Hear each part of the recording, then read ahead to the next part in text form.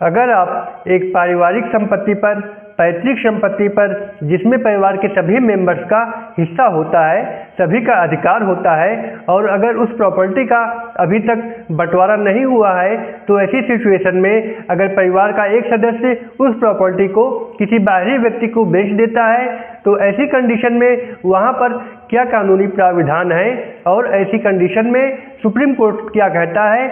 नमस्कार दोस्तों, मैं हूं आपका एडवोकेट विवेक पांडे और आप देख रहे हैं आपका अपना चैनल लीगल पोजर। दोस्तों, फैमिली की ज्वाइंट प्रॉपर्टी में किसका हिस्सा जमीन के फ्रंट में होता है, किसका हिस्सा बैक साइड में होगा और किसका रोड साइड में होगा, ये चीज़ बंटवारे से ही डिसाइड होता है। और बंटवारा दो तरीके से होता है। पहला तो आप कोर्ट के माध्यम से पार्टीशन स्वीट दाखिल करके बंटवारा करते हैं, और या फिर आप अपनी सहमति से या पार्टीशन डीड बनवाकर भी बंटवारा कर सकते हैं। दोस्तों, कई बार अगर फैमिली का कोई मेंबर उस संपत्ति को किसी बाहरी व्यक्ति को बेच देता है, तो वो व्यक्ति आकर उस प्रॉपर्टी पर कब्जा करने की कोशिश करता है। परिवार के अन्य सदस्य उस पर कानूनी कार्यवाही करना शुरू करते हैं। तो ऐसी सिचुएशन में कानून क्या कहता है या कानूनी प्राविधान क्या है, ऑनरेबल सुप्रीम कोर्ट क्या कहती है। दोस्तों, इस संबंध में ऑनरेबल सुप्रीम कोर्ट ने 9 सितंबर सन 2009 में एक ऐसा जजमेंट दिया था जिसमें कहा गया है कि अगर कोई व्यक्ति किसी ज्वाइंट फैमिली की प्रॉपर्टी में से अपना हिस्सा बेच देता है किसी तीसरे व्यक्ति को, तो यहाँ पर वो कोई भी गलती नहीं करता है। उसका ये अधिकार बनता है कि अपने हिस्से की प्रॉपर्टी को वो किसी को भी बेच सकता है। लेकिन अगर उस प्रॉपर्टी को खरीदने वाला उस प्रॉपर्टी पर तब तक कब्जा नहीं ले सकता है जब तक कि उस प्रॉपर्टी का बंटवारा न हो जाए, चाहे वो कोर्ट के माध्यम से किया जाए या फिर म्यूचुअल सेटलमेंट के माध्यम से। और ये रूलिंग है Ramdas versus Sitabai, order date 9 सितंबर 2009। दोस्तों, कहने का मतलब है कि अगर फैमिली के किसी मेंबर ने अपने हिस्से से किसी बाहरी व्यक्ति को अपनी प्रॉपर्टी का हिस्सा बेच दिया है, तो हम उस सेल डीड को अवैध नहीं कह सकते हैं। लेकिन ऐसी प्रॉपर्टी खरीदने वाला उस प्रॉपर्टी पर तब तक कब्जा नहीं पा सकता है जब तक उसका बंटवारा ना हो जाए। दोस्तों, एक चीज़ और कि अगर कोई ज्वाइंट फैमिली प्रॉपर्टी है, उसका कोई पर्टिकुलर हिस्सा नहीं बेचा जा सकता है। पर्टिकुलर हिस्से से मतलब है फ्रंट साइड, बैक साइड और या रोड से लगा हुआ कोई हिस्सा।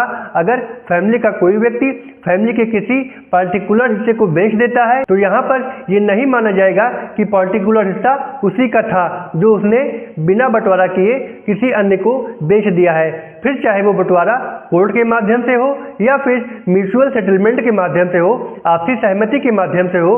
तो दोस्तों, आपकी जानकारी के लिए बता दूं कि अगर आप ऐसी किसी प्रॉपर्टी को खरीद रहे हैं और अगर बंटवारा हो चुका है, तो फिर आप बंटवारे की कॉपी को ले लें, और अगर बंटवारा नहीं हुआ है तो उस प्रॉपर्टी को, उसमें जितने भी लोग उसके हिस्सेदार हैं, उन सबसे एक एनओसी यानी नॉन ऑब्जेक्शन सर्टिफिकेट जरूर ले लें। अन्यथा की स्थिति में अगर आप ऐसा नहीं करते हैं, जमीन को किसी पर्टिकुलर हिस्से को खरीद लेते हैं, तो फिर आप उस जमीन पे, आप उस प्रॉपर्टी पे कभी भी अपना हक नहीं पा सकते। दोस्तों, वर्ष 2024 में इसी से रिलेटेड एक फैसला अभी ऑनरेबल हाई कोर्ट का आया है, जिसमें प्रॉपर्टी खरीदने वाला कहता है कि मुझे तो इस व्यक्ति ने अपनी प्रॉपर्टी का हिस्सा बेच दिया है और बेचने के बाद पार्टीशन सूट फाइल किया है, तो मुझे भी इस पार्टीशन सूट में पार्टी बनाया जाए। पर कोर्ट ने उसे पार्टी बनाने से मना कर दिया और कहा कि अगर ऐसा कोई खरीदार है तो हम उसे पार्टी नहीं बनाएंगे। और ये केस है दोस्तों मास्टर तेजस वर्सेस हरि बाबू, और उसकी डेट ऑफ जजमेंट है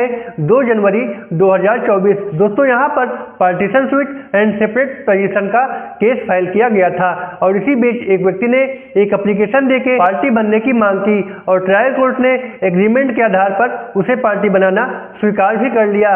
इससे व्यथित होकर फैमिली मेंबर्स ने कर्नाटका हाईकोर्ट में अपील की, और कहा गया कि पहली चीज तो कोई सेल डीड है ही नहीं, केवल एग्रीमेंट ऑफ सेल है। तो इस मैटर में कर्नाटका हाईकोर्ट ने कहा कि केवल एग्रीमेंट ऑफ सेल के माध्यम से किसी को पार्टी नहीं बनाया जा सकता है। तो दोस्तों, अगर आप भी ऐसी कोई प्रॉपर्टी खरीदने जा रहे हैं तो जागरूक हो जाइए और सोच समझकर ही पैसा लगाइए। कहीं ऐसा ना हो कि आपका पैसा भी डूब जाए और आपको कोर्ट कचहरी के चक्कर काटने पड़े। तो दोस्तों, ये था हमारा आज का विषय अच्छा लगा हो तो वीडियो को एक लाइक करके हमारे चैनल को सब्सक्राइब कर दें, ताकि ऐसी ही जानकारियां हम आप तक ला सके।